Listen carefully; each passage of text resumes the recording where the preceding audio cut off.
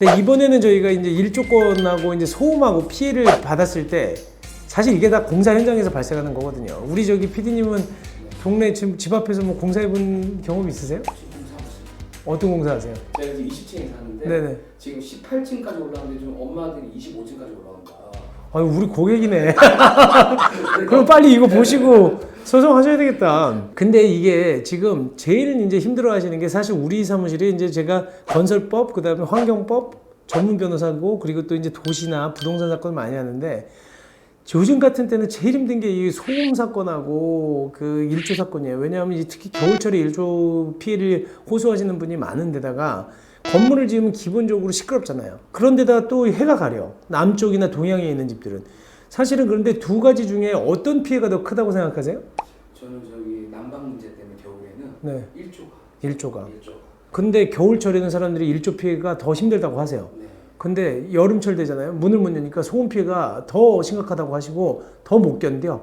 근데 일조 피해랑 소음 피해가 완전히 달라요. 그러니까 저희한테 어떤 분들은 그냥 다 뭉뚱그려서 소송해달라, 이거 뭐 해결해달라고 하시는데 너무 많이 질문하셔가지고 제가 이걸 나눠서 설명해 드리려고 그래요. 일조 피해는 누가 책임지는 거고 누가 배상받는 거고 소음 피해는 누가 배상받고 누가 또 배상을 해주는 거냐. 그건데 이제 기본적으로는 일조 침해가 발생하잖아요. 쉽게 생각하면 앞에 건물이 들어서 우리 집에 해가 안 들어. 그러면 어떤 손해가 발생하냐? 해가 안 들면 집값이 떨어져요. 사람들이 집 보러 와가지고 안 사. 아, 여기 꽉 막혔네. 그 다음에 뭐 해가 안 들어 추워서 살겠어? 대한민국 사람은 또 남양집을 좋아하잖아. 그러니까 집값이 안 들어. 제 집값이 떨어져. 또 하나, 거기 살고 있는 사람이 정신적인 스트레스를 받아요. 앞 건물만 보면 우울해. 그리고 뭐 이거 뭐 만사가 다 귀찮은 거예요. 짜증나고. 그리고 실제로 굉장히 추워요. 그리고 앞에 눈도 안 녹아. 눈만 뜨면 그 사람이 쳐다보는 것 같아. 사생활 침해, 뭐 조망 침해. 그런 부분들 때문에 이분들이 겪는 스트레스가 굉장히 많거든요. 그럼 여기서 답은 나온 거예요. 자, 그럼 누가 어떤 침해가 생기냐? 일조 침해가 발생을 하면 첫 번째, 집값이 떨어지는 재산상 손해. 또 두 번째는 우울하고 스트레스 받는 정신적 손해가 생겨요. 그래서 집값이 떨어지는 거에 대해서는 당연히 집값 하락분만큼 배상을 해줘야 되는데 누가 배상받겠어요? 소유자입니다. 그 다음에 이 스트레스는 누가 받아? 거기 살고 있는 사람이 받잖아요. 집주인이야 뭐 강남에 살면서 만약에 강북에 있는 집이 그 일조 침해 생긴다고 자기가 스트레스 받는 건 아니니까. 그러다 보니까 일단 저거 지나가면 안 돼.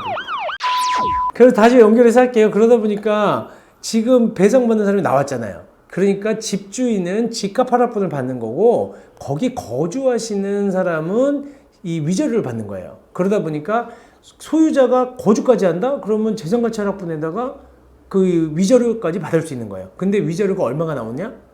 그거 좀 이따 얘기 드릴게요. 왜냐면 중간에 끊으시는 사람이 있을까봐.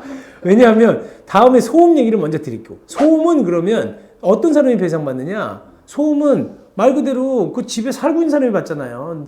그러니까 소음 피해는 당연히 거주하시는 분이 받아요. 그러면 집주인은 관계가 없는 거거든요. 그럼 거주하는 사람이 소음 피해를 받는다라고 나왔어.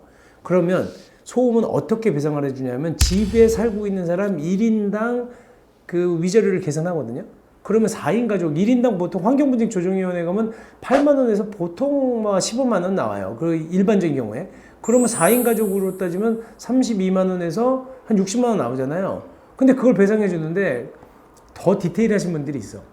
근데 그 시공사 쪽에서도 가끔 그런 얘기 하는데 아니 여기에는 말이야 남편은 맨날 술 먹고 늦게 들어오고 집에 안 들어오는데 근데 어떻게 배상을 받을 수 있냐 뭐 이런 얘기를 정말로 하기도 해요. 소송에서. 그럼 우리는 애기는 그럼 뭐 스트레스 안 받나? 그리고 귀먹으신 노인네들은 그러면 죄송하지만 그런 사람은 배상에서 제외하느냐? 말이 안 되는 거잖아요. 그러다 보니까 그거를 구체적으로 다 따지진 않고 주민등록표상에 있는 사람에 대해서는 다 1인당 그 피해 금액을 정해요. 근데 아까 방금 제가 힌트 하나 드렸는데 소음에서는 보면 1인당 많으면 보통 8만 원에서 15만 원.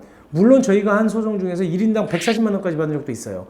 그거는 소음이 굉장히 클 때인데 근데 그거 60만 원 받는데 소음 만약에 윗집은 배상해주고 밑에 집 배상 안 해주잖아요? 그 아파트 전체가 다 떠들썩해. 아 정말 칼부림 날 정도로 싸웁니다. 지금 10만 원, 20만 원 가지고. 근데 1조 위자료는 얼마냐? 1조 위자료는 이거보다 10배 정도 많아요. 그래서 1조 침해를 받게 되면 통상적으로 그 전에 한 2년 전까지는 한 300만 원 기준으로 많이 배상을 해줬는데 요즘엔 200만 원 기준으로 위아래로 한 150이나 뭐 300 아니면 200 이 정도로 배상을 해줍니다. 그러니까 훨씬 금액이 크잖아요. 대신 1인당이 아니라 세대당. 법원은 세대당으로 기준을 많이 해요. 그러니까 1조 침해를 그 배상받을 수 있는 사람 다시 정리해주면 집값 하락분은 소유자, 그 다음에 위자료는 살고 계신 거주자, 임차인도 된다는 거예요. 소음에 대해서는 또 거주하고 있는 또 똑같은 그 임차인이나 실거주하는 사람을 배상해 준다는 거예요. 대신 나는 거기 거주하는데 주민등록표를 그쪽에다 안 해놔서 내가 실질적으로 거주하는 거를 집증을 못 했는데 왜 배상 안 해주느냐, 와서 봐라, 이러시는 분들이 있는데 법원에서 그거 일일이 가서 못 봐요. 그리고 실제로 입증할 수도 있어. 근데 그거 솔직한 얘기로 실거주자 8만 원 때문에 변호사들이 그 법정 가가지고 이걸 다 못 다투니까 입증을 못 하는 거예요. 그래서 일률적으로 환경분쟁조정위원회 공무원들이 그냥 주민등록표만 보고 기준을 해요. 그리고 또 하나는 통장이 이렇게 거주 사실 증명원 끊어주면 가능할 수도 있거든요. 근데 통장이 거주상 증명사실원 끊어주려고 그러면 인감증명서까지 첨부해야 돼. 그것도 안 해줘. 그래서 그것도 안 돼요. 그러니까 일단 주민등록은 제대로 하고 삽시다, 이 얘기입니다. 그리고 지금은 배상받는 사람이 누군지를 설명드렸는데, 그럼 거꾸로 누가 배상해주느냐? 배상해주는 주체도 달라. 그냥 뭐냐 하면 소음부지는 누가 잘못한 것 같아요? 건설사, 시행사? 건설사, 시행사? 어느 거예요, 정확하게? 건설사. 왜냐하면 이 그 공사하면서 발생한 소음이잖아. 건축주 입장에서는 이렇게 시끄럽게 공사하라고 안 했어. 공법을 잘못 선택해서 한 거야. 그리고 이 뭐 방음벽 같은 거 제대로 설치 안 해놓고 있기 때문에 시끄러운 거라, 이거는 건설사, LG, 삼성, 대우 이런 데가 다 책임지는 거예요. 근데 지금 LG 없구나. LIG인가? GS. 그렇게 되는 거거든요. 근데 이 1조 침해에 대해 누가 배상해 주느냐? 1조 배상은요, 집을 설계한 사람, 건축주, 짓는 사람이 물어주는 거예요. 그게 시행사, 그리고 조합. 그렇기 때문에 주체도 달라. 배상 주체도 다르고 배상을 받는 주체도 달라요. 그렇기 때문에 이 소송은 별개의 것이다. 구분해서 보셔야 된다. 이거를 좀 오늘 얘기를 드리고 싶은 거예요. 이제 이거를 좀 찍어놔야 우리 질문 하도 하시는 분들한테 이 동영상 보라 그러지. 그 입주민 대표들이 그 뭐 프랜카드 아파트에다가 이렇게 다 붙여놓고 이렇게 사실 도움이 됩니까? 그렇죠. 그거는 맞아요. 그게 사실 그래서 문제인데, 1조도 마찬가지처럼 소음도 일반 주거지역에는 65데시벨 기준으로 하거든요. 그럼 65데시벨이 넘는 소음이 안 날 때까지는 배상 안 해준다는 거야. 근데 65데시벨 넘는 소음이 발생하면 배상해 주겠다는 건데, 근데 그렇게 되면 앞에 라인은 되지만 뒷 라인은 그렇게 안 넘어요. 하지만 앞에 라인만 배상해 주면 뒷 라인 난리가 나거든. 그러니까 입대위가 전체적으로 나서는 거예요. 그래서 이 사실 먼지가 나면 같이 나잖아. 그리고 또 시끄러우면 같이 시끄러우니까, 그리고 또 보행자 통행에도 불편하고 하니까 전체적으로 합의를 많이 하려고 하죠. 근데 그 합의가 왜 깨지냐? 앞집하고 뒷집이 싸우는 거야. 우리한테 물어줘야지 왜 뒷집을 물어줘. 그리고 뒷집에서는 아니 왜 우리는 안 주고 앞집만 줘. 지금 배상을 만약에 그렇게 나눠서 한다면, 이런 것 때문에 그걸 머리가 아파서 입주자 대표회의가 나누지를 못해. 배상금을 받아와도 자기들끼리 소송하는 게 굉장히 많아요. 그래서 우리가 어느 경우에는 그 배상금 분배해주러도 가요. 실제로. 그렇기 때문에 입대위가 나서서 처음에 배상 합의하는 게 제일 좋고요. 그게 안 되면 변호사한테 맡겨서 이제 그 각자 소송하는 수밖에 없죠. 입주민들은 저 프랜카드 하면 집값 떨어져서. 두 가지예요. 요즘에는 1조권 침해 생긴다 그러면 말을 안 해. 붙이지도 않으려고 그래. 집값 떨어진다고.